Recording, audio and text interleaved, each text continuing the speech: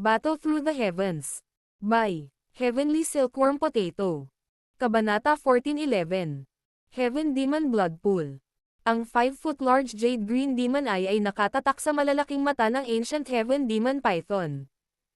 Ang sunod-sunod na alon ng isang misteryosong puwersa ng demonyo ay ibinuga mula sa tatlong umiikot na jade green na bulaklak, na naging dahilan upang unti-unting maglaho ang nakamamatay na layunin at karahasan sa mga mata ng heaven demon python. Nakahinga ng maluwag si Xiaoyan nang makita niya ang kapangyarihan ng mata ng demonyo. Ang triple jade green snake flower pupils ni Qinglin ay nagtataglay ng napakalakas na kakayahang kontrolin ang mga snake-formed magical beasts. Gayunpaman, hindi siya sigurado kung makokontrol ng kasalukuyang lakas ni Qinglin ang ancient heaven demon python na ito. Pagkatapos ng lahat, ang lakas nito ay katumbas ng 5 change peak na Daozun. His. Ang pag-iisip na ito ay kumikislap lamang sa puso ni Xiaoyan nang ang mga mata ng heaven demon python, na unti-unting lumabo, ay nagsimulang magpumiglas. Bigla namang nanginag ang malaking katawan nito. Sunod-sunod na alon ng nakakatakot na itim na fog ay patuloy na kumalat mula sa katawan nito. Tila natukoy nito ang intensyon ni Qinglin at lumalaban sa hindi makontrol na paraan. Ang isang mabangis na halimaw na maaaring magsanay sa ganoong lawak ay hindi kayang harapin ng ganoon kadali gaano man ito kawalang interes. Talagang hindi madaling makitungo sa halimaw na ito. Nagulat si Xiaoyan nang maramdaman na ang ancient heaven demon python na ito ay umasa sa sarili nitong lakas para labanan ang triple jade green snake flower pupils. Agad siyang naghagis ng suntok. Isang malaking kumpol ng heavenly flames ang lumabas at mabilis na nagtagal sa katawan ng ancient heaven demon python, mabilis na pinasingaw ang itim na fog. Pigilan mo, sumigaw si Xiaoyan sa malalim na boses nang umatake siya. Ang 7-colored heaven swallowing python na nabuo ni Kailin sa langit ay biglang kumulubot nang marinig ang sigaw ni Xiaoyan. Isang invisible pressure ang lumabas at bumuhos sa ancient heaven demon python. Ang pagsupil na nagmula sa kaibuturan ng kaluluwa nito ay agad na naging sanhi ng pag-urong ng itim na fog sa katawan nito. Kasabay nito, ang Little Fairy Doctor, Yun Yun, Elder Ching Cheng, at ang iba pa ay pinakawalan ang maraming malalaking Daochi pillars. Ang mga ito ay parang mga lubod na naghihigpit sa ancient heaven demon python. Kahit na ang ancient heaven demon python ay makapangyarihan, hindi ito nakapagpumiglas kahit isang sandali kapag nahaharap sa ganoong kabigat na presyon. Ang mabangis na bibig nito ay patuloy na naglalabas ng galit na naging sanhi ng panginginig ng buong bundok. Qinglin, bilis! Napasigaw si Xiaoyan nang maramdaman ang hindi kilalang pakikibaka ng ancient heaven demon python. Oo, bahagyang tumanggaw si Qinglin. Mabilis siyang nakahinga ng malalim. Ang magkabilang kamay niya ay kumakalat na parang namumulaklak na lotus habang bumubuo siya ng maraming komplikado at misteryosong mga selyo. Matapos mabuo ang mga sil na ito, isang napakalalim na dagandong ang malabo na ibinubuga mula sa kanyang katawan. Ang puwang sa likod ng Qinglin ay naging baluktot ng lumitaw ang dagandong na ito, na naglalaman ng presyon mula noong sinaunang panahon. Isang 10,000 talampakan ang haba na hugis ahas na illusory figure ang nabuo. Ang katawan ng illusory figure na ito ay naglabas ng napakasinaunang aura, at nagtataglay ito ng 9 na ulo ng ahas. Nakapagtataka, ito ang 9 na ulo na heaven serpent na nakita ni Xiaoyan noon. Ang mabangis na nagpupumiglas na katawan ng ancient heaven demon serpent ay nanginag sa sandaling lumitaw ang 9-headed heaven serpent illusory figure. Sa wakas ay naaninag ng magkabilang mata nito ang matinding takot. Nahaharap sa panggigipit ng mga ninuno ng dalawang sinaunang snake bloodline, maging ang napakarahas na heaven demon python na ito ay nanginginig. Triple jade green snake flower pupils, demonyong mata, buksan. Matapos ipatawag ang 9-headed heavenly serpent illusory figure upang ganap na sugpuin ang kaluluwa ng heaven demon python, 3 jade green na bulaklak ang biglang nanginginig bago sila dahan-dahang namumukadkad. Isang jade green bone-chilling demonic pupil ang naruroon sa intersection ng 3 bulaklak. Tila nagising ito nang dahan-dahan itong bumukas. Ang espasyo sa harap ni Qinglin ay pumutok sa sandaling binuksan ang mata na ito. Ang napakalaking katawan ng ancient heaven demon python ay tumahimik sa isang iglap. Tumayo ka. Nakatuon ang mga mata ni Xiaoyan sa malademonyong mata na ito. Nawala agad ang isip niya dahil nabigla ang puso niya. Nagmamadali niyang pinakawalan ang Heaven Demon Python at mabilis na umatras. Sabay sigaw din niya ng babala sa lahat. Naunawaan ng iba na ang demonyong mata ni Qinglin ay hindi nagtatangi sa pagitan ng mga kaaway at kaalyado nang makita nilang umatras si Xiaoyan. Nagmamadali silang nagkalat at hindi ng ahas na tumayo malapit sa kanya. Nakakatakot talaga ang triple jade green snake flower pupils ni Qinglin. Kung ako ay isang taong mula sa tribo ng ahas, nauwi na sana ako sa Heaven Demon Python. Umalis si Xiaoyan ng malayo. Nakontrol ng kasalukuyang Qinglin ang kaunti sa lakas ng siyam na ulo ng Heaven Serpent. Kung buong-buo niyang ipatawag ang siyam na ulong Heaven Serpent, mas magiging nakakatakot siya. Pagkatapos ng lahat, ang Ancient Heaven Serpent ay isang pag-iral na maihahambing sa isang Ancient Void Dragon at ang Ancient Heaven Phoenix. Ang malademonyo at hindi pangkaraniwang mata ay dahan-dahang umikot nang biglang bumulaga mula rito ang isang kasing laki ng thumb green light ray.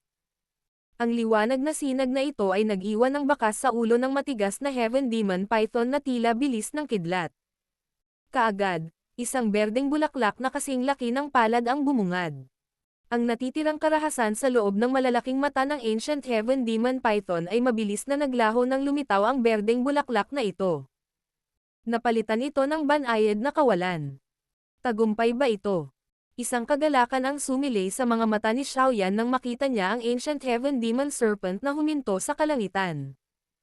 Kung talagang kayang kontrolin ni Qinglin ang malaking nilalang na ito, walang alinlang ang tataas ang lakas ng kanilang grupo.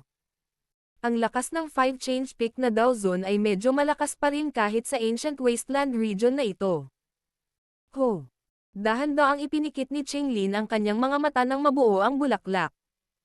Unti-unti ding naglaho ang napakalaking siyam na ulo na Heaven Serpent sa likod niya. Ang sinaunang brazier na iyon na tumagos sa kalangitan ay tahimik na namutla. Ang napakalaking 7-colored Heaven Swallowing Python ay muling nagbago sa isang kaakit-akit na figure na nagmamadaling bumaba. Gumamit siya ng nagulat na tingin na sumulyap kay Qinglin. Ang siyam na ulong Heaven Python na ipinatawag ni Qinglin ay naging dahilan upang maging siya ay makaramdam ng takot. Ang ganitong uri ng abnormal na pag-iral ay malamang na isang bagay na ang maalamat na 9-colored Heaven Swallowing Python lamang ang maaaring makontento. Nakontrol mo ba ito? Ang katawan ni Xiaoyan ay mabilis na bumalik sa kanyang orihinal na anyo habang ang gininto ang liwanag ay sumisikat. Lumitaw siya sa tabi ni Qinglin at nagtanong. Oo, sa kabutihang palad, medyo naubos na natin ang lakas nito. Bukod pa rito, may espiritual na panggigipit si Ate Kailin. Kung hindi, hindi ko masupol ang taong ito. Tumawa si Qinglin. Mabuti yan. Bilisan mo. Tara na at hanapin natin ang Heaven Demon Blood Pool. Nakahinga ng maluwag si Xiaoyan. Pagkatapos nito, lumingon siya sa napakalaking bundok na may itim na fog na tumatagos sa ibabaw nito. Ang kanyang mga mata ay malabo na naglalaman ng kaunting init. Gumalaw ang kanyang katawan, at sumugod siya patungo sa bundok. Pagkatapos nito, mabilis na sumunod si Kailin, ang Little Fairy Doctor, at ang iba pa. Ang bundok na ito ay lubhang mapanganib at malaki, ngunit walang ibang mabangis na hayop na naninirahan sa paligid nito. Lahat sila ay pinatalsik ng Ancient Heaven Demon Python na ito. Nailigtas nito ang grupo ni Xiaoyan ng ilang gulo, kaya sinundan nila ang energy ripple na malabo na ibinubuga mula sa bundok at mabilis na natagpuan ang kuweba ng Heaven Demon Python. Ang kuweba ng Heaven Demon Python ay matatagpuan sa gitna ng bundok na ito. Ito ay isang madilim, malamig, at basa-basa na lugar. Ang mga puting buto ay nakatambak ng mataas at ang ilan sa mga butong ito ay yaong ng mga tao. Nakapagtataka kung sinong mga malas na tao ang naging pagkain para sa Heaven Demon Python na ito. Ang grupo ay nagkunot ng kanilang mga kilay at naglibot sa mga tambak na buto bago huminto sa dulo ng yungib na ito. Ang dulo ng kuweba ay iskarlata at mabato. Mayroong 100 talampakan ang lapad na pool sa gitna ng mga magulong batong ito. Ang loob ng pool ay puspos ng isang iskarlata na dugo. Paminsan-minsan, ang ilang mga madugong bula ay tumataas mula sa pool ng dugo. Pumutok ang mga madugong bula at kumalat ang napakakapal na enerhiya mula sa kanila. Ang ilang mga buto ng hayop ay lumulutang pa rin sa pool ng dugo. Sa hitsura nito, ang marahas na Heaven Demon Python na iyon ay naghagis pa ng ilang mabangis na hayop sa loob. Ito ba ang Heaven Demon Blood Pool? Hindi sinasadyang tanong ng munting diwata na doktor. Namamanhid ang kanyang balat nang makita ang eskarlata na kulay na ito. Oo, ito dapat ang bagay na ito. Bahagyang tumanggo si Xiaoyan. Naramdaman niya na ang loob ng blood pool na ito ay naglalaman ng sobrang siksik na enerhiya. Tila ang Heaven Demon Python na ito ay gumawa ng malaking pagsisikap upang mabuo ang blood pool na ito.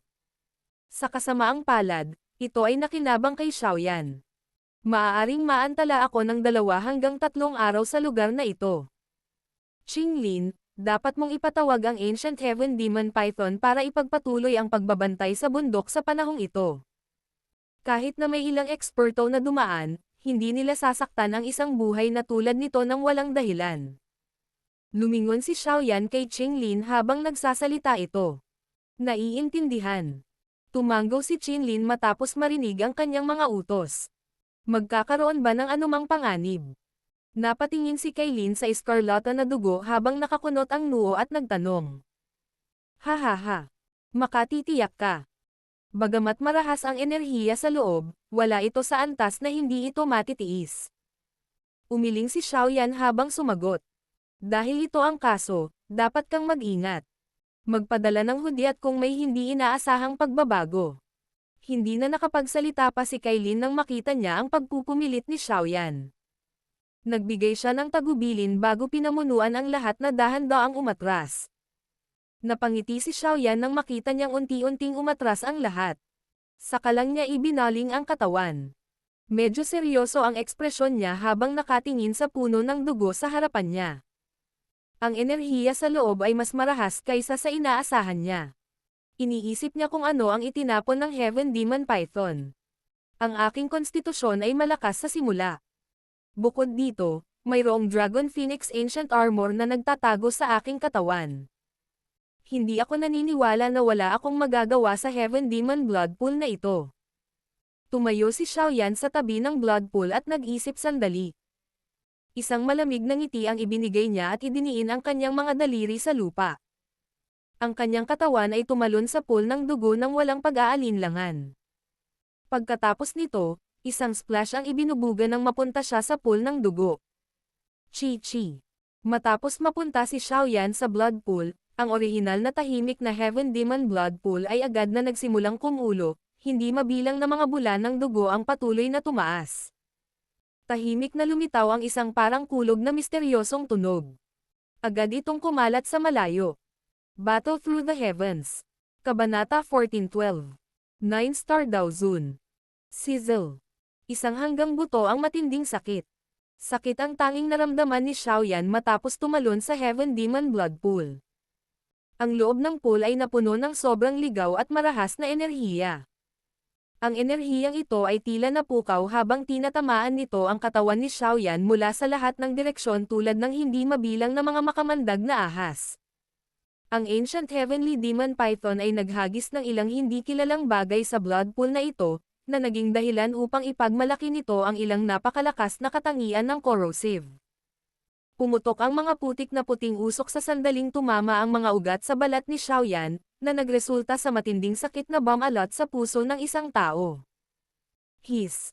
Nakahinga si Xiaoyan ng marahas na malamig na hininga sa kanyang puso dahil sa matinding sakit na ito.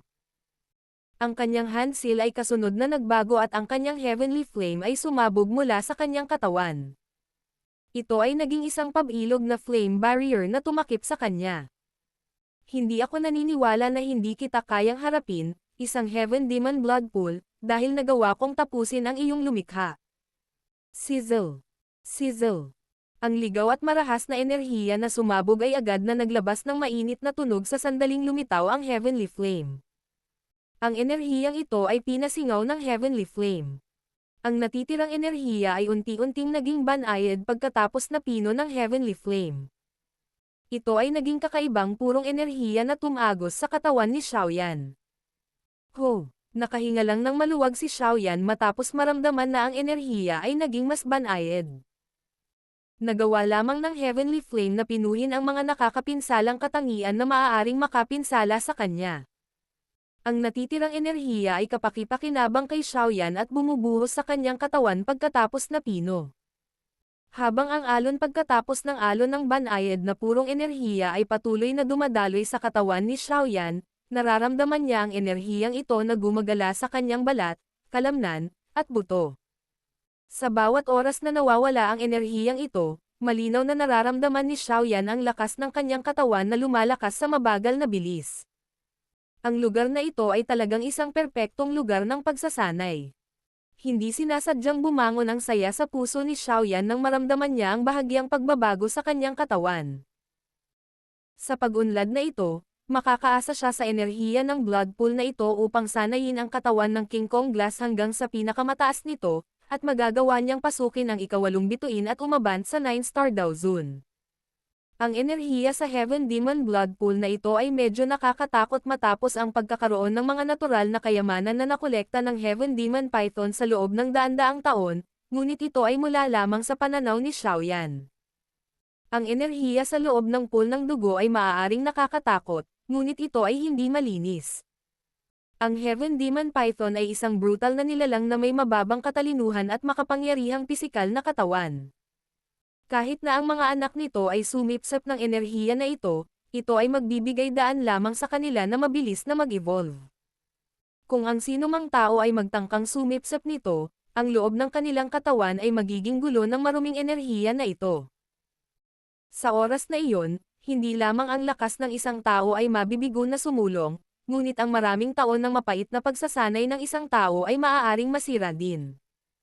Sa kabutihang palad, ang ganitong uri ng may batik-batik na enerhiya ay hindi nagdulot ng labis na problema kay Xiaoyan dahil mayroon siyang Heavenly Flame. Sa ilalim ng nakakatakot na temperatura ng Heavenly Flame, ang anumang mga dumi ay agad na nawala. Pinag-cross ni Xiaoyan ang kanyang mga paa at umupo sa pool ng dugo habang dumaraming enerhiya ang bumubuhos sa kanyang katawan. Nakaupo lang siya sa pool ng dugo, naghihintay. Nakapikit ang magkabilang mata niya habang tahimik na naghihintay sa sandali ng kanyang pambihirang tagumpay. 2 araw ang lumipas sa isang kisap mata habang si Xiaoyan ay tahimik na nagsasanay. Si Kailin, Little Fairy Doctor, Yun, at ang iba pa ay nanatili sa bundok na ito na pag-aari ng Heaven Demon Python sa loob ng 2 araw na ito. Itinuring na ligtas ang lugar na ito dahil walang mabangis na hayop sa paligid. Ang Ancient Heaven Demon Python na nasa ilalim ng kontrol ni Qinglin ay pinakawalan. Nakabaon lamang ito sa tuktok ng bundok at nagluwa ng makapal na itim na hamog sa buong araw. Napakaraming eksperto ang dumarating sa lugar na ito sa loob ng 2 araw na ito, ngunit nagbago ang kanilang mga ekspresyon at pinili nilang lumihis nang makita ang malaking tao na ito. Alam ng lahat ang kalupitan ng mga mabangis na hayop na ito nang lumabas sila ng todo. Bukod dito, ang mabangis na hayop na ito ay nasa tuktok ng klase ng Dao Zone. Tiyak na magkakaroon ng mga pinsala at kamatayan kung nilalabanan nila ito.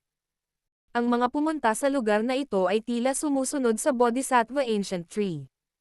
Sino ang darating at sasabak sa isang buong labanan sa isang mabangis na hayop na may pulang mata ng walang dahilan? Sa pamamagitan ng pag-asa sa bangis ng Heaven Demon Python, namuhay ng payapa ang lahat sa 2 araw na ito. Tahimik nilang hinintay si Xiaoyan na matagumpay na lumabas sa kanyang pag-urong. Ang tubig sa pool ng dugo sa loob ng kuweba ay nabawasan na ng kalahati at ang iskarlata na kulay ng tubig ay nabawasan na. Mahigit kalahati ng enerhiya sa loob nito ay nawala habang nilalamon ito ni Xiaoyan sa loob ng 2 araw na ito. Isang figure na nakalabas ang kalahati ng kanyang katawan ay naruroon sa gitna ng pool ng dugo. Ang balat ng kasalukuyang Xiaoyan ay mas malarosas kumpara sa 2 araw na nakalipas. Tila may walang katapusang dami ng dugo na nakatago sa ilalim ng kanyang balat. Sa sandaling ito, ang mga mata ni Xiaoyan ay nakapikit pa rin. Hindi gumagalaw ang buo niyang katawan, parang estatwa lang.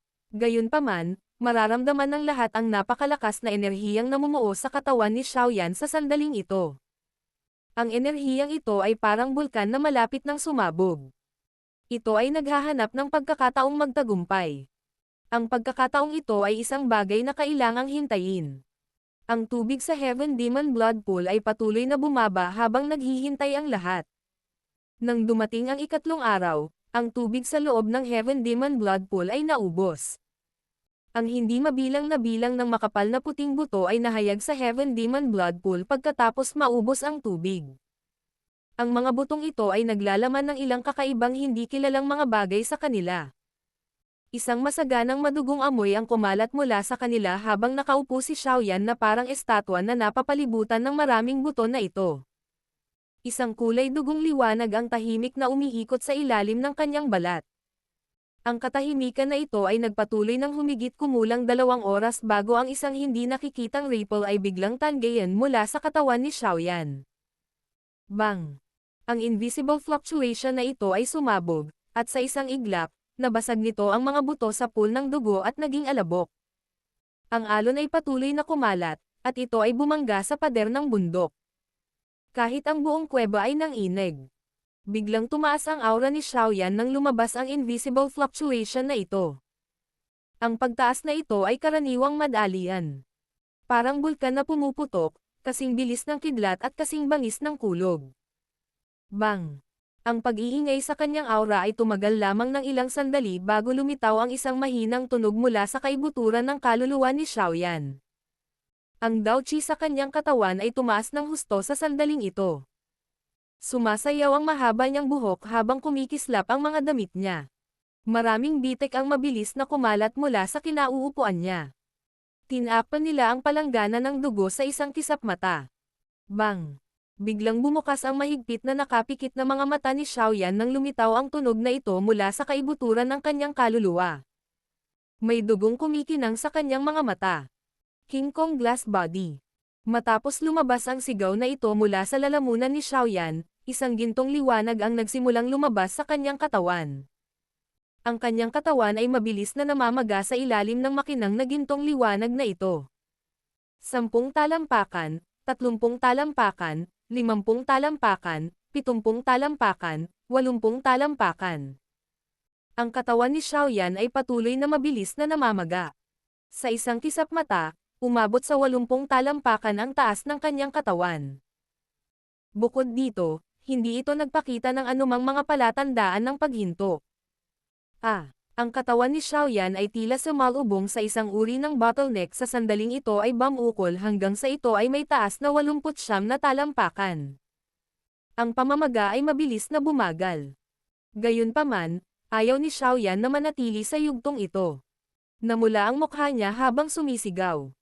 Bang! Matapos tumunog ang sigaw na ito, ang katawan ni Xiaoyan, na tumigil sa pamamaga, ay biglang lumaki muli. Umabot ito ng 70 talampakan. Isang higanteng tila ganap na gawa sa ginto ang nakatayo sa loob ng bundok. Isang malakas na hindi masisirang aura ang lumabas sa katawan nito. Sa wakas, nabaluktot ang mga paa ng higanti nang bigla itong nakatapak sa lupa. Bang bang bang. Ang marahas na pagtapak na ito ay nagdulot ng paglubog ng lupa ng mahigit 10 metro. Ang gintong higanteng iyon, kung saan nag-transform si Xiaoyan, ay naglabas ng swoosh, na tunog habang ito ay marahas na bumangga sa tuktok ng kuweba ng bundok na parang isang cannonball. Nagpatuloy ito sa pag-charge at bumuo ng isang malaking lagusan na may nakakatakot na lakas. Tila nakapasok si Xiaoyan sa bundok. Ang kanyang katawan ay umangkas patungo sa tuktok ng bundok mula sa loob ng bundok na parang kidlat na bilis. Boom! Ang bilis ni Xiaoyan ay napakabilis. Wala pang kalahating minuto, isang malaking lagusan ang nabuo sa loob ng bundok. Maya-maya, umangat ang kanyang katawan, at nabasag nito ang tuktok ng bundok habang naglalabas ng malakas na tunog bago lumitaw sa kalangitan. Roar! Huminto sa kalangitan ang dambuhalang katawan na may gintong kinang. Isang hininga ang nabara sa lalamunan nito. Sa wakas, ang hiningang ito ay naging isang umuugong na nanginginig sa lupa na umalangaw-ngaw sa malayo. May naramdaman ang grupo ni Kailin nang si Xiaoyan ay pilit na binabagtas ang bundok. Kaya naman, sumugod sila sa himpapawid at nakita nila ang isang higanteng gintong figure na tunnel sa bundok. Lumabas ang kanyang aura. Matagumpay na ba siyang nakalusot sa isang 9-star daw zone? Mahinang ungol ni Kailin nang maramdaman niya ang malakas na aura ni Xiaoyan. Hahaha. Ang bilis ng pagsasanay ng Junior Pavilion Chief ay talagang isang bagay upang mamangha. Marahang bumantong hininga si Elder Ching Chen. Halos buong buhay niya ay ginugol niya upang maabot ang yugtong ito, ngunit naabot na ito ni Xiaoyan sa kanyang murang edad. Bukod dito, malinaw na naunawaan ni Elder Ching Chen na maaaring hindi siya kalaban ni Xiaoyan kung talagang maglalaban sila. Ang mga elder mula sa Flower Sect ay napabulalas din at tumanggo. Noong unang beses nilang magkita si Xiaoyan noon, naging 2-star lang siya na daw zone. Wala pang 2 taon, ngunit naabot na niya ang 9-star. Dahil sa bilis na ito ay nahiya sila. Ang magandang mga mata ni Nolan Yanran ay tumingin sa figure na puno ng hindi mapapantayang lakas. Isang kalungkutan at pangungot siya sa sarili ang bumungad sa kanyang mga mata. Ang lalaking iyon, na itinuring niyang basura noon at pinilit na tapusin ang kanilang pakikipag-ugnayan, ay kasalukuyang itinapon siya sa malayo sa likuran niya. Ang naging dahilan ng kanyang pagkalungkot at kawalan ng magawa ay ang tila nagkaroon siya ng mahinang damdamin para sa lalaking ito, na magiging asawa niya. Kahit na naiintindihan niya na ito ay isang panig lamang sa kanyang bahagi. Ito na siguro ang kabayaran ko noon. Naisip niya sa kanyang puso. Battle Through the Heavens. Kabanata 14-13. Ancient Region Stage. Isang dagandong na parang kulog ang naging sound wave at kumalat sa malayo. Matapos ang dagandong na ito ay unti-unting nawala, ang ginintoang figure sa kalangitan ay mabilis na nagsimulang lumiit. Nabawi ng figure ang kanyang orihinal na anyo. Gumalaw ang kanyang katawan habang siya ay naging isang gintong liwanag na sumugod sa lahat habang siya ay tumatawa. Junior Pavilion Chief, congratulations! Nakangiting binati siya ni Elder Ching Cheng nang makita niya ang tumatawa na si Xiaoyan. Ito ay isang maswerteng tagumpay. Ngumisi si Xiaoyan at sumagot. Inikat niya ang kanyang katawan. Isang pakiramdam ng pagiging puno ng lakas ay ibinubuga. Mas malakas siya kumpara noong nakaraang 3 araw. Ang rurok ng isang 8-star daw zone at ang 9-star ay isang hakbang lamang ang layo, ngunit may napakalaking pagkakaiba sa pagitan nila.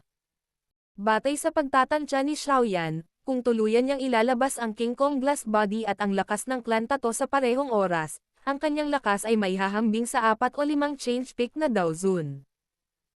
Higit pa rito, kung isasama niya ang Great Heaven Creation Palm at ang kanyang iba pang makapangyarihang Dao skills, magagawa niyang labanan ang isang 6 na pagbabago na pick na eksperto sa Dao zone.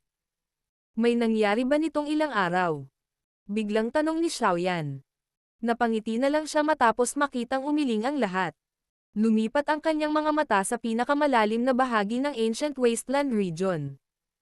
Bahagyang napapikit ang mga ito habang sinasabi niya. Naantala pa tayo ng ilang araw. Mukhang kailangan nating bilasan ang ating lakad at magmadali sa Ancient Region Star. Hindi magandang dumating tayo ng huli. Oo, tumanggo si Kailin at ang iba pa. Halos 1 dosenang grupo ng mga tao, kung hindi man higit pa, ang dumaan sa bundok na ito sa loob ng 3 araw na ito. Batay sa direksyon na kanilang tinatahak, malinaw na sila ay naniningil patungo sa Ancient Region Stage. Malamang na marami ng eksperto ang nagtipon doon. Tara na, hindi na tayo dapat mag-antala pa. Mas mainam na umalis na tayo. Naunawaan din ni Xiaoyan na napipilitan sila ng oras. Agad niyang ikinaway ang kanyang kamay habang naguutos. Dapat ba nating gamitin ang malaking tao na ito bilang isang sakay at magmadali? Ang lakas ng Ancient Heaven Demon Python ay itinuturing na isa sa pinakamalakas sa Ancient Wasteland Region na ito. Magagamit natin ang kabangisan nito sa pag-charge kung makakasalubong natin ang iba pang mabangis na hayop sa daan. Ito ay magliligtas sa atin ng kaunting problema. Itinuro ni Qinglin ang napakalaking Heaven Demon Python na nananatili sa hangin at tumawa. Hahaha. Natural na ito ang pinakamahusay. Nagulat si Xiaoyan. Agad naman siyang ngumiti at tumanggo. Ang kanyang katawan ang unang gumalaw nang sumugod siya sa malaking katawan ng Heaven Demon Python. Ang rumaragasang tunog ng hangin ay lumitaw sa likuran niya habang si Kailin, ang Little Fairy Doctor, at si Yunyun ay mabilis na sumunod. Ang walang katulad na marahas na Heaven Demon Python na iyon ay naging sobrang banayad sa ilalim ng kontrol ni Qinglin. Hindi ito nakalaban kahit kaunti. Nang sumipol si Qinglin, mabilis na lumabas ang isang makapal na itim na fog mula sa katawan ng Heaven Demon Python. Pagkatapos nito, nabuo ang isang itim na ulap na hinimok ng Heaven Demon Python. Iginalaw nito ang katawan nito at sumugod sa pinakamalalim na bahagi ng Ancient Wasteland region na parang kulog. Ang bundok kung saan naroon ang grupo ni Xiaoyan ay medyo malayo sa Ancient Region stage. Kung normal silang maglalakbay, mangangailangan sila ng hindi bababa sa 3 araw. Sa kabutihang palad, mayroon silang Heaven Demon Python bilang kanilang kahalili sa pagkakataong ito. Ito ang nagligtas sa kanila ng maraming problema. Ang kabangisan ng malaking tao na ito ay napakasama sa Ancient Wasteland region na ito. Ang isang ordinaryong mabangis na hayop ay hindi maglalakas loob na lumitaw at pigilan ito matapos itong maramdaman. Ang grupo ni Xiaoyan ay nagawang gumawa ng inisyatiba at lumihis sa mga mabangis na hayop na maihahambing sa Heaven Demon Python sa mga tuntunin ng lakas. Kahit na makita ng mga hayop na ito ang Heaven Demon Python, hindi nila ito sinasadyang ituloy dahil sa kanilang takot. Sa ganitong paraan, ang bilis ni Xiaoyan ay tumaas ng husto. Nakatagpo din si Xiaoyan ng ilang paksayon sa daan, ngunit karamihan sa kanila ay mga paksayon na hindi pa nakikilala ni Xiaoyan. Sila ay malamang na mga paksayon na karaniwang pinananatiling mababa ang profile. Ang mga paksayon na ito ay karaniwang hindi nagpapakita ng kanilang mga sarili, ngunit sila ay nagtataglay ng matibay na pundasyon. Para silang Cloud Wind Sect, na kahit kailan ay hindi narinig ni Xiaoyan, lalo na hindi nakita. Gayunpaman, ang pangkat na iyon ay nagtataglay ng 3 eksperto sa tuktok ng klase ng Daozun. Ang isa sa kanila ay may kalahating paapa sa klase ng Bansheng. Ang lakas na ito ay maihahambing sa mga elder o kahit na mga dakilang elder sa mga kilalang paksayon tulad ng Profound Sky Sect. Bagamat medyo malakas ang mga paksayon na ito, hindi nilayon ni Xiaoyan na tigilan at kaibiganin sila. Sa kasalukuyan, lahat sila ay dumating na may parehong layunin. Maliban kung sila ay nagtataglay ng isang napaka-espesyal na relasyon, sila ay magtatapos sa pag-aaway sa isa't isa. Ang marupok na relasyong iyon ay madaling masira ng tukso ng Bodhisattva Ancient Tree. Kahit na maraming paksayon ang gustong humakbang at ipahayag ang kanilang mabuting kalooban dahil sa steady na sinakian ng grupo ni Xiaoyan, hindi sila binigyan ni Xiaoyan ng pagkakataon na gawin ito. Hiniling niya kay Qinglin na pataasin ang kanilang bilis, dahilan para mapag-alitan ang mga taong iyon. Ang grupo ni Xiaoyan ay gumugol ng 2 araw sa paglalakbay ng walang anumang sagabal bago sila unti-unting lumapit sa lugar ng Ancient Region Stage. Ang Ancient Region Stage ay nabalitaan na ang lugar ng labanan na nangyari noong sinaunang panahon. Maraming napakalakas na eksperto ang minsang namatay sa labanang ito, na naging dahilan upang ang lupain ay malabong lumikha ng kakaibang presyon. Ang pressure na ito ang naging dahilan kung bakit ang lugar na ito ay sila lamang ang lokasyon sa loob ng Ancient Wasteland region kung saan ang mga mababangas na hayop ay hindi nang ahas na tumapak. Bukod pa rito, ang Ancient Region Stage na ito ay matatagpuan sa intersection sa pagitan ng gitna at pinakamalalim na bahagi ng Ancient Wasteland region. Maaaring makapasok ang isa sa pinakamalalim na bahagi ng sinaunang rehiyong ito mula sa yugtong ito. Sa makatuwid, maraming paksayon ang piniling pumunta sa ligtas na lugar na ito ng pahingahan sa Ancient Wasteland region na ito. Ang Heaven Demon Python ay na-withdraw ng ang grupo ni Xiaoyan ay nasa 5 kilometro ang layo mula sa Ancient Region Stage. Napakalaki ng halimaw at nakatawag ng pansin. Dapat itong natural na itago upang maiwasan ang ilang hindi kinakailangang problema. Ang grupo ni Xiaoyan ay lumipad ng isa pang 10 minuto o higit pa pagkatapos lumapit sa Ancient Region Stage. Isang napakalaking parisukat ang biglang lumitaw sa kanilang linya ng paningin. Natigilan ang grupo ni Xiaoyan nang makita nilang lumitaw ang parisukat na ito sa ilang. Pagkatapos lamang na makita ang siksik na pulutong ng mga tao na nakatayo sa plaza ay sa wakas ay nagkaroon ng biglaang pagkakaunawaan ang kanilang mga puso. Ang lugar na ito ay malamang na ang tinatawag na Ancient Region Stage. Lahat, mag-ingat. Nakahinga ng maluwag si Xiaoyan matapos makitang napakaraming tao ang nagsama-sama. May mga mabangis na hayop sa buong ancient wasteland region na ito. Ito ang unang pagkakataon na nakakita siya ng napakaraming tao mula noong pumasok siya sa kaparangan. Nagdulot ito sa kanya ng kaunting pag-relax, ngunit naunawaan ni Xiaoyan na ang pakiramdam na ito ay hindi maaasahan. Kaya naman, marahan siyang bumigkas ng mga salita ng babala. Oo, tumango ang lahat ng marinig ang paalala ni Xiaoyan. Natakpan na nila ang libong dagdag na metrong distansya sa loob ng isang kisap mata. Dahan-dahan silang bumaba pagkalapit sa napakalaking square. Ang kanilang pagdating ay nakaakit din ng ilang mga mata, ngunit ang mga matang ito ay mabilis na umiwas. Nagmamadali ang ilang grupo at eksperto sa lugar na ito sa panahong ito. Ito ay walang nakakagulat. Ang madugong pabango sa mga taong ito ay talagang siksik. Nilaybot ng mga mata ni Xiaoyan ang karamihan, na nahati sa maliliit na pabilog na grupo na may iba't ibang laki. Nagkaroon ng katulad na pabango na nagmula sa lahat ng mga taong ito. Lahat sila ay nagyayabang ng madugong amoy. Ang amoy na ito ay hindi dugo ng mga tao. Sa halip, iyon ay sa mabangis na hayop. Huwag mong sabihin sa akin na ang mga taong ito ay bumuo ng mga grupo upang manghuli ng mga mababangas na hayop. Nakaramdam ng pagdududa si Xiaoyan sa kanyang puso, ngunit hindi niya ibinuka ang kanyang bibig para magtanong. Sa halip, dahan-dahan niyang inakay ang grupo ni Kailin sa plaza bago tumungo sa gitna. Sa ilalim ng normal na mga pangyayari, malamang na hindi isusuko ng Guklan ang ganoong pagkakataon. Ang Bodhisattva Heart at Bodhisattva Seed ay nagtataglay ng mahimalang epekto sa mga nakababatang henerasyon. Ang mga tao na nasa tuktok ng klase ng Daozun. Maaaring lumitaw ang ilang bagong elite na Daosheng bilang resulta. Natural na ayaw ni Xiaoyan na hanapin ang Guklan. Ang gusto niyang hanapin ay si Zon-er.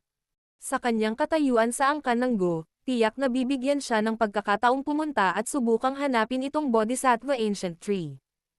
Dahil sa magandang Kailin, ang malinis na yunyon, at ang napakarilag na Little Fairy Doctor, ang kanilang grupo ay nakaakit ng ilang hindi pangkaraniwang mga tingin nang pumasok sila sa plaza. Ang grupo na maaaring makarating sa lugar na ito ay nagtataglay ng isang malaking lakas. Bukod dito, mayroong lahat ng uri ng mga tao na naruroon. Kung ang mga taong ito ay nagtataglay pa rin ng ilang pakiramdam ng pangangatwiran, hindi nila magagawang pigilan ang paghakbang pasulong upang simulan ang isang pag-uusap. Kahit na ito ang kaso, ang ilang mga mapang asar na tingin ay naging dahilan ng paglamig ng mga mukha ng grupo ni Kailin.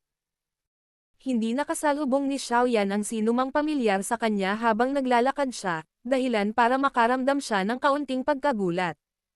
Sa paglapit sa gitna ng plaza, nagsimula siyang makatuklas ng isang problema.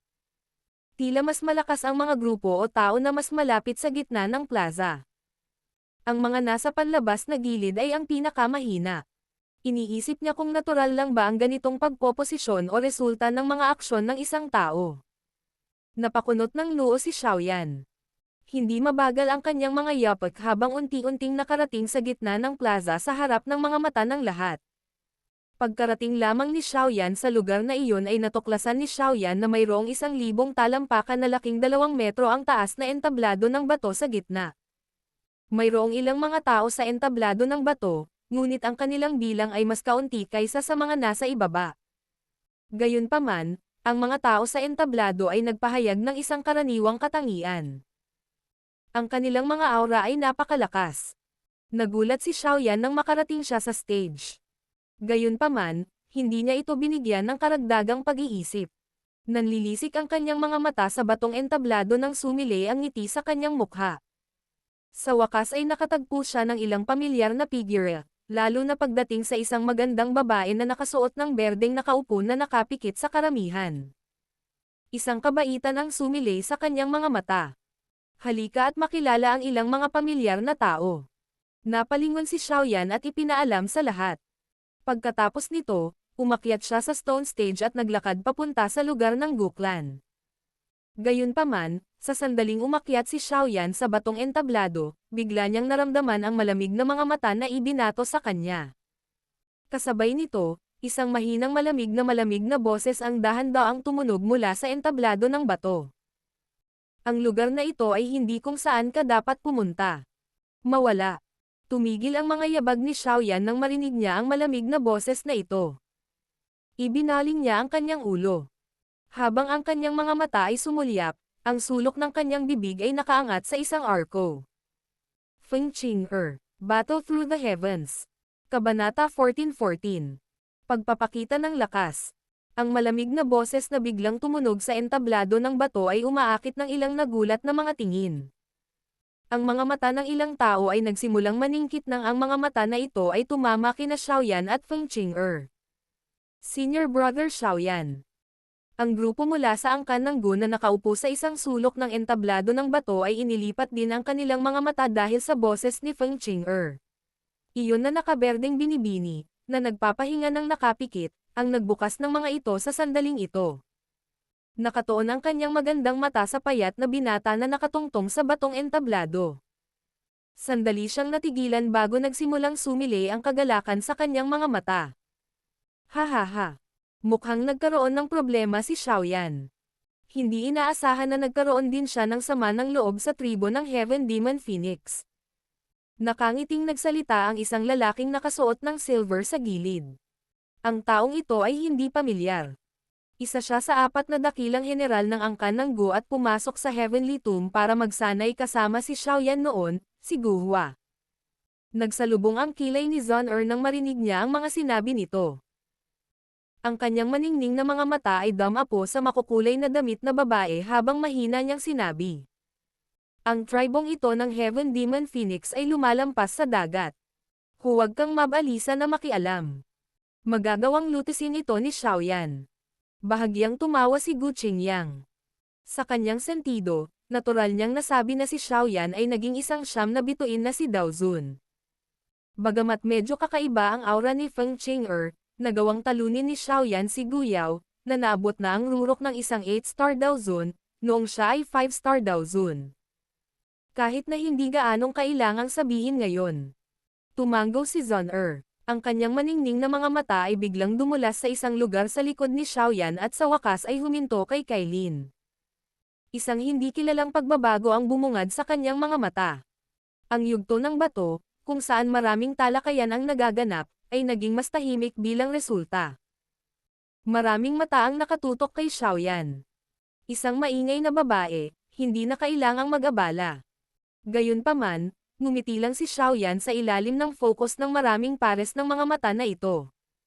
Ni hindi niya ibinaling ang kanyang ulo kay Feng Qing'er. Ang tanging ginawa niya ay lumingon sa grupo sa likod niya at biglaang nagbitaw ng mga masasakit na salita. Pagkatapos nito, itinaas niya ang kanyang paa at umakyat sa entablado ng bato. Isang galit na berde ang bumungad sa mukha ni Feng Qing'er nang marinig niya ang mga salita ni Xiaoyan. Naging kakaiba ang lamig ng magkabilang mata niya. Ikinumpas niya ang kanyang kamay at isang makukulay na haligi ang napunit sa kalawakan na parang kidlat. Walang awa itong bumaril sa ulo ni Xiaoyan. Bang! Napahinto ang mga paa ni Xiaoyan nang maramdaman niya ang biglaang pag-atake ni Feng Qing'er.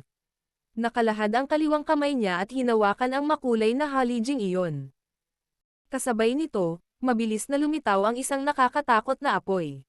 Nagbago ito sa isang mabangis na string ng apoy na sumugod patungo kay Feng Qing'er sa pamamagitan ng haligi.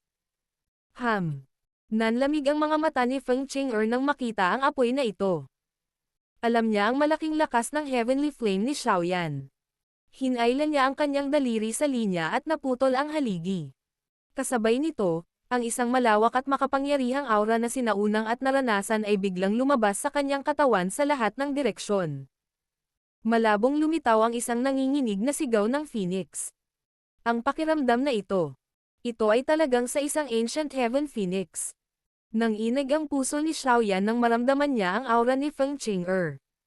Ang aura at pakiramdam na ito ay medyo katulad ng ancient Heaven Phoenix avatar na namatay ng hindi mabilang na bilang ng mga taon na ang nakakaraan pabalik sa sinaunang kagubatan ng labi ng Daosheng. Bagamat hindi sigurado si Xiaoyan kung bakit lumitaw ang aura na ito, sigurado siya na ang dahilan kung bakit tumaas ang lakas ni Feng Qing'er ay tiyak na nauugnay sa patay na Heaven Demon Phoenix na iyon. Xiaoyan, ngayon, gagamitin mo ang iyong buhay para bayaran ako sa sakit na natanggap ko. Nanlamig ang mukha ni Feng Qing'er habang nakatitig kay Xiaoyan ng may matinding puot. Kung hindi inagaw ng grupo ni Xiaoyan ang Dragon Phoenix Origin Fruit, hindi sana sila makakaranas ng kaparusahan pagkabalik. Sa kabutihang palad, nakahanap sila ng bakas ng dugo ng Heaven Phoenix Essence mula sa loob ng bangkay ng Heaven Phoenix na ibinalik nila mula sa sinaunang kagubatan, ngunit medyo mahina ang Essence Blood na iyon. Kaya naman, nagpasya ang mga eksperto ng tribo ng Heaven Demon Phoenix na piliting ay transplant ang mga buto upang makuha ang purong dugo ng Heaven Phoenix Essence. Inilagay nila ang mga buto na may nakatagong dugo ng Heaven Phoenix Essence sa katawan ng isang miyembro ng clan. Gayunpaman, ang transplant na ito ay walang alinlangan na magreresulta sa isang pagtitiis ng walang katapusang dami ng sakit. May kabuuang 10 kabataang miyembro ng clan na sumailalim sa bone transplantation sa Heaven Demon Phoenix Tribe, ngunit nagtagumpay lamang ito para sa 2 tao. Isa sa kanila ay si Feng Qing'er. Yaong 8 iba pa, na nabigo, lahat ay namatay. Nanlamig ang mga mata ni Kailin at ng iba pang nasa likod ni Xiaoyan nang makita nilang umaatake si Feng Qing'er ayon sa gusto niya. Si Dao Qi ay lumabas sa kanilang mga katawan. Pagkatapos nito, maraming pares ng mga mata ang malamig na tumingin kay Feng Qing'er habang si Dao Qi ay nakadikit sa kanilang mga palad. Ikaw si Xiaoyan. Dahil gusto ni Qing'er na makipagsapalaran sa iyo, dapat kang makipag-away sa kanya ng mag-isa. Ang iba ay hindi kailangang mamagitan kung hindi, ikaw ay magdurusa sa pagkatalo. Isang mahinang boses ang biglang nalipat mula sa likod ni Feng Qing'er nang ang Dao Qi ay umahan mula sa grupo ni Kailin. Napatingin ang lahat, tanging isang lalaking nakasuot ng puting damit.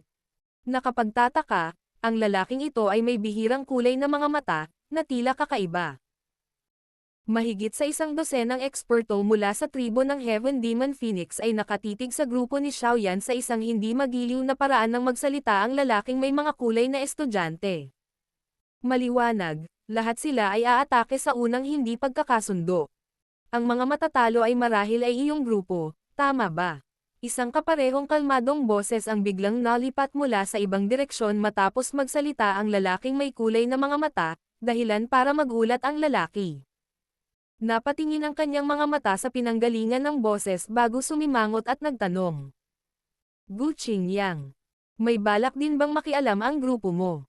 Hahaha. Kung one-on-one na laban, natural na hindi namin kailangang makialam. Gayunpaman, hindi ko talaga matiis na panoorin ang mga taong nang-aapi sa iba gamit ang mga numero. Bahagyang tumawa si Gu Qingyang. Pagkatapos nito, dumausdas ang kanyang mga mata kay Xiaoyan habang tumatango siya. Ngumiti si Xiaoyan nang makita niyang tumanggo si Gu Qingyang, ngunit nanatili ang kanyang mga mata sa babaeng nakaberdeng damit mula sa angkan ng Go. Ang Heaven Demon Phoenix Tribe ay hindi isang ordinaryong paksayon. Kahit na ang isang paksayon tulad ng angkan ng Go ay hindi madaling makipag-away sa kanila. Ang dahilan kung bakit handa silang makialam ay malamang dahil kay Zon-er. Ang babaeng nakaberdeng damit sa karamihan ay matamis na ngumiti kay Xiaoyan nang maramdaman niya ang titig nito. Ang panandaliang malabulaklak ng ngiting iyon ang naging dahilan ng maraming eksperto na tumingin sa kanya ng patagilid. Hahaha. Sige. Dahil ito ang kaso, hahayaan ka naming subukan ito.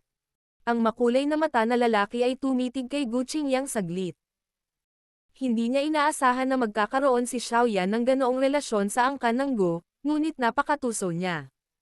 Nakangiti siya habang ibinaling ang kanyang ulo para kausapin si Feng Qing'er. Tumanggo si Feng Qing'er matapos marinig ang mga salita ng lalaking may makulay na mga mag-aaral. Ang kanyang mga mata ay malamig na tumingin kay Xiaoyan habang siya ay sumisigaw. Xiaoyan, nangangahas ka bang humakbang at tanggapin ang hamon na ito? Napangiti si Xiaoyan. Inabot niya ang kamay niya at pinatigil ang grupo sa likuran niya. Karamihan sa mga tao dito ay hindi pamilyar, kaya't nakita ni Xiaoyan ang isang nakasisiglang ekspresyon sa kanilang mga mata. Pumunta siya sa lugar na ito para sa Bodhisattva Ancient Tree, ngunit ang lugar na ito ay magulo sa lahat ng uri ng tao. Marami ring mga eksperto ang naruroon. Kailangang pigilan ng isa ang iba kung nais ng isa na mabuhay sa kaparangan na ito. Natural, hindi siya maaaring umatras ngayon. Ayon sa gusto mo, dahan-daang humakbang pasulong si Xiaoyan. May ngiti pa rin ang kanyang mukha, ngunit ang magkabilang mata ay kumikislap sa mapanganib na lamig. Bagamat hindi siya sigurado kung bakit tumaas ang lakas ni Feng Qing'er, nahuhuli pa rin ito sa kanya. Kahit na ang kanyang lakas ay tumaas, siya ay isang 3-change pick na Daozun. Maaaring hindi matalo ng ibang 9-star Daozun ang gayong eksperto, ngunit ang lakas na ito ay wala kay Xiaoyan. Isang malamig na ngiti ang sumilay sa mukha ni Feng Qing'er nang makita niyang humakbang pasulong si Xiaoyan. Ang kanyang paa ay nakatapak sa lupa habang ang makulay na seda ay bumaril sa lahat ng direksyon. Ang seda ay lumitaw na parang walang kapantay na matalim na talam dahil sinamahan sila ng napakalakas na hangin na tumakip sa lugar sa loob ng 100 talampakan sa paligid ng Xiaoyan. Wala siyang maaatrasan. Ito ay pareho pa rin ng mga lumang pandaraya. Ang iyong lakas ay tumaas, ngunit hindi mo ito makontrol. Ikaw ay tulad ng isang pulubi na nakapulot ng isang kayamanan. Dahan-daang umiling si Xiaoyan nang makita niya ang mga makukulay na seda na tumatakip sa kanyang paningin. Sunod-sunod ang hakbang niya pasulong. Isang makapal na apoy ang biglang lumabas sa kanyang katawan at bumalot sa kanya. Ang anumang sutla na sumingit sa apoy ay makakapagkarga lamang ng 5 talampakan pasulong bago sila maging abo na nagkalat. Sunod-sunod na hakbang si Xiaoyan patungo kay Feng Qing'er habang nakatingin ang maraming tao. Ang kanyang mga hakbang sa paglalakad ay mukhang medyo nakaka-relax. Kung ikukumpara sa komportableng ugali ni Xiaoyan, ang mukha ni Feng Qing'er ay galit na berde. Hindi niya inaasahan na hindi siya makakapagbigay ng banta kay Xiaoyan pagkatapos na tumaas ang kanyang lakas. Paano ito natitiis ng kanyang mapagmataas na sarili? Heaven Phoenix Shadow. Isang galit na galit ang lumabas sa bibig ni Feng Qing'er. Mabilis na lumabas si Dao Qi sa kanyang katawan at bumuo ng 1,000 talampakan na laking Heaven Phoenix na ilusyon sa kalangitan. Kumalat ang sunod-sunod na alon ng isang sinaunang presyon. Aw! Ang napakalaking ilusyon na figure ng Heaven Phoenix ay nagpakawala ng malinaw na sigaw habang ang magkabilang pakpak nito ay nakabakaka. Nagdala ito ng nakakatakot na lakas na walang awa na bumaril patungo kay Xiaoyan sa ibaba. Ang momentum na iyon ay naging sanhi ng pagbabago sa mga ekspresyon ng maraming eksperto. Sa wakas ay huminto si Xiaoyan dahil sa napakalaking ilusyon ng Heaven Phoenix. Inangat niya ang kanyang ulo at tumingin sa Heaven Phoenix na mabilis na pinalalaki. Natitiyak niya sa kanyang puso na ang malaking pagtaas ng lakas ni Feng Qing'er ay tiyak na nauugnay sa balangkas ng Heaven Phoenix na iyon sa sinaunang kagubatan. Xiaoyan, mamatay ka! Ang puot sa mukha ni Feng Qing'er ay naging mas tindi habang nakatitig siya sa illusory figure ng Heaven Phoenix, na wala pang 1,000 talampakan mula kay Xiaoyan. Isang malamig na sigaw ang umalangaw-ngaw sa plaza. Sa sandaling ito, hindi nakaiwas si Xiaoyan kahit na gusto niya. Ito ay pareho pa rin ng maliliit na trick. Gayunpaman, napangiti lamang si Xiaoyan nang marinig niya ang malamig na sigaw ni Feng Qing'er. Hindi siya nagpakita ng anumang senyales ng pag-iwas. Ang tanging ginawa niya ay dahan-daang umiling. Kasabay nito, isang gintong liwanag ang sumiklab mula sa kanyang maitim na mga mata. Battle Through the Heavens. Kabanata 14-15. Pagkikita ng dalawang babae. Matapos umalangaw-ngaw ang mahinang tawa ni Xiaoyan, isang maliwanag na gininto ang liwanag ang biglang sumabog sa parisukat na parang gintong araw. Karamihan sa mga tao ay nagmamadaling ipinikit ang kanilang mga mata dahil sa nakasisilaw na gintong liwanag na ito. Hindi nila nakita ang isang figure ng tao kung saan lumitaw ang gintong liwanag. Napuno na ng gintong liwanag ang mga mata ng isa. Bagamat wala silang makita, ang mga taong naruroon sa plaza ay hindi mga ordinaryong tao. Naramdaman pa rin nila ang napakalaking ilusyon na figure ng Heaven Phoenix sa kalangitan kasama ang napakarangal nitong enerhiya. Pagkatapos ay naramdaman nilang walang awa itong bumangga sa lugar kung saan nakatayo si Xiaoyan. Bang! Marahas na yumanig ang buong square nang mangyari ang banggaan. Isang malakas na enerhiya ang dumaloy sa lupa at bumuo ng isang pabilog na hugis, na biglang kumalat. Ang ilan sa mga eksperto na mas malapit ay napilitang umatras ng ilang hakbang. Ang ligaw at marahas na enerhiya ay kumalat habang pilit na binuksan ng lahat ang kanilang mga mata. Napuno ng alikabok ang kanilang paningin, at hindi nila makita ang eksaktong sitwasyon. Mayabang na brat. Napailing ang ilan sa mga eksperto nang makita nila ang alikabok na ito. Ang taong ito ay nang-ahas na kumilos ng mayabang sa harap ng buong puwersang pag-atake ng isang pick na Daozun. Siya ay talagang naghahanap ng kamatayan. Tumingin si Feng Chang'er sa lugar kung saan napuno ng alikabok ang hangin. Bahagyang lumuwag ang tensyon niyang katawan nang may bumubuga sa kanyang butas ng ilong. Mula nang makilala niya si Xiaoyan, ito ang unang pagkakataon na nakatikim siya ng ganoong pakiramdam. Bang! Gayunpaman, katatapos lang ng ungol ni Feng Chang'er nang biglang manginig ang lupa kung saan natitira ang alikabok. Isang gintong liwanag ang biglang sumulpat sa sobrang nakakatakot na bilis. Ang gininto ang liwanag na ito ay napakalaki, ngunit sa isang iglap, ito ay naging isang payat na figure. Sa wakas, lumitaw ang figurang ito sa harap ni Feng Chang'er sa paraang parang multo sa harap ng maraming nakatulala na mga mata. Ikaw! Paano ito posible? Ang gulat ay bumalot sa mukha ni Feng Chang'er nang makita niya si Xiaoyan na lumitaw sa kanyang harapan na buo ang damit nito. Bago siya makapaglansad ng isa pang pag-atake, isang palad ang mabilis na pinalaki sa kanyang mga mata. Bam! Ang malinaw na tunog ng isang sampal ay biglang umalangaw-ngaw sa ibabaw ng entablado ng bato. Nakita ng lahat ang katawan ni Feng Chang'er na lumipad pabalik at humaplos sa lupa. Dumating lamang ito sa mabagal na paghinto, mga 100 metro ang layo. Naiwan ang kanyang manipis at mahina ngunit magandang mukha na may marka ng kamay na pula ng dugo. Bakas ng dugo ang nakasabit sa sulok ng kanyang bibig habang nananatiling hindi makapaniwala sa kanyang mukha. Siya ay sinampal ng napakalakas ni Xiaoyan na siya ay nawalan ng malay. Hindi alintana kung saan nanggaling ang iyong lakas, sa huli ay hindi mo ito pagmamay-ari. Gumamit ka ng hindi pangkaraniwang paraan. Tiningnan ni Xiaoyan ang figure sa malayo na may malamig na mga mata. Kalmado at walang ripple ang boses niya. Ang lakas ay maaasahan lamang kung ang isa ay nakakuha nito mula sa pagsasanay. Nang makuha ni Xiaoyan ang mana ni Xiao Zuan noon, hindi niya nadagdagan ang sarili niyang lakas. Sa halip, ginawa niya ang lahat para sugpuin ito. Sa kabilang banda, ginawa ni Feng Chang'er ang lahat upang subukang itaas ang kanyang lakas, ngunit ito ay isang hindi karaniwan na pamamaraan. Hindi niya talaga maaabot ang rurok. Nakalanghap ng malamig na hangin ang mga nakapaligid na tagamasid nang makita nilang pinalipad ni Xiaoyan si Feng Chang'er na may hampas ng palad. Ang lalaking ito ay talagang hindi marunong magpakita ng awa sa isang magandang babae. Gaano karahas? Kung ako ang nasa lugar niya, hindi ko magagawang tamaan ang gayong kagandahan. Hihihi. Mas gugustuhin kong bugbugin siya ng palihim kapag kaming dalawa lang. Biglang ibinaba ni Xiaoyan ang kanyang kamay nang marinig niya ang mga kakaibang tawa na ito. Walang ekspresyon ang mukha niya. Ang naunang pag-atake ni Feng Chang'er ay naglalayong kitilin ang kanyang buhay. Hindi na ituturing ni Xiaoyan ang gayong tao bilang isang babae. Sa halip, siya ay isang kaaway. Si Xiaoyan ay hindi kailanman nagpakita ng awa kapag kaharap ang isang kaaway, gaano man siya kaganda. Bastos.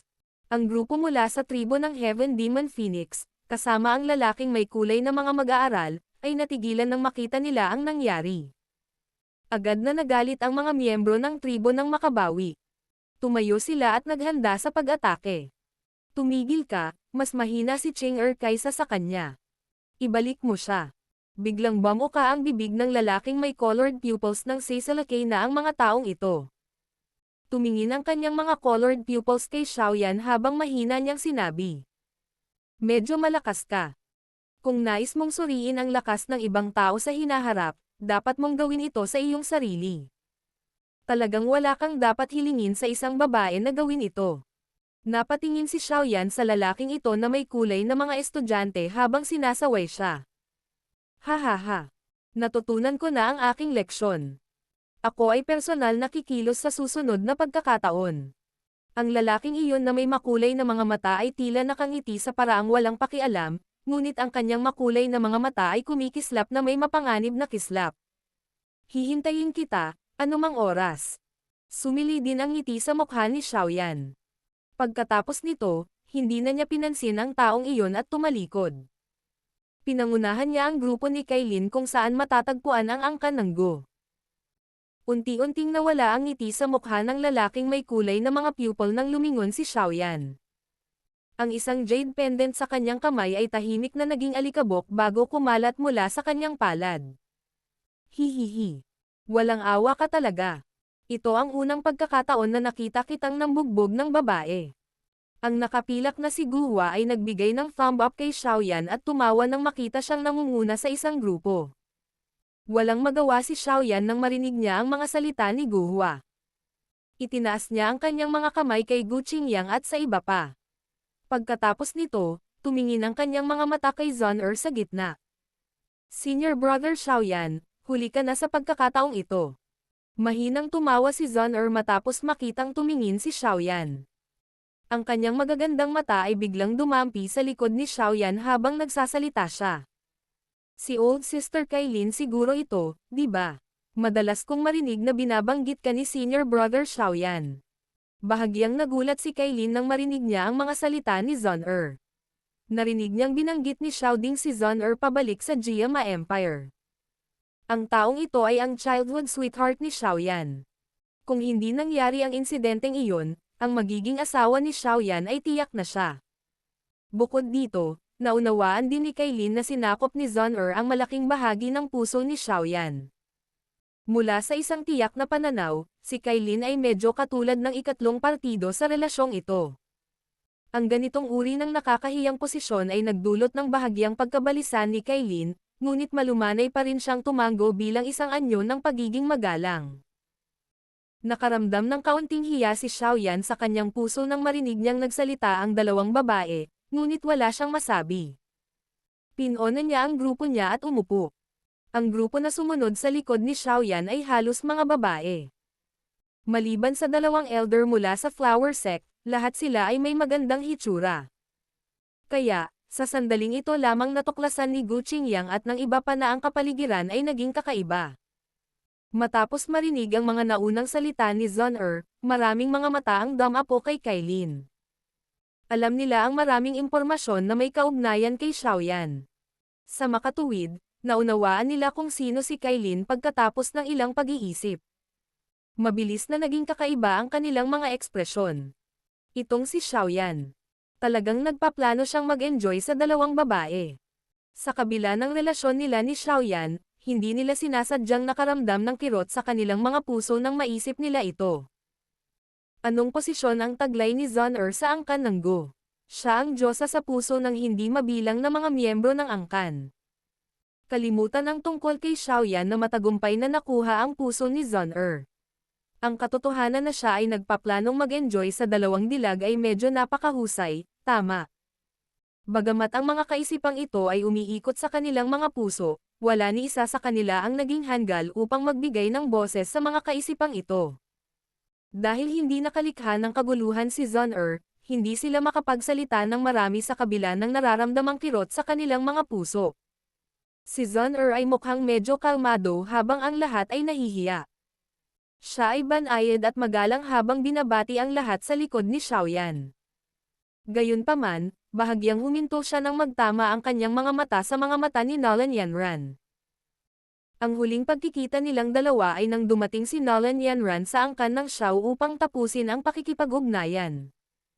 Noong panahong iyon, si Nolan Yanran ay mayabang at mayabang.